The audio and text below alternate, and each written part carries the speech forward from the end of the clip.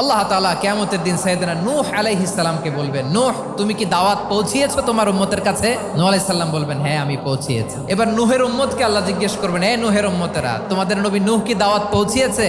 নূহের উম্মত বলবে, না আল্লাহ, কোনো দাওয়াতও আমরা পাই নাই, আপনারাও চিনি নাই, জান্নাতও চিনি নাই, জাহান্নামও চিনি নাই। নূহ আলাইহিস সালাম বিপদে পড়ে যাবেন। তখন আল্লাহ বলবেন, নূহ তোমার পক্ষে কোনো সাক্ষী আছে?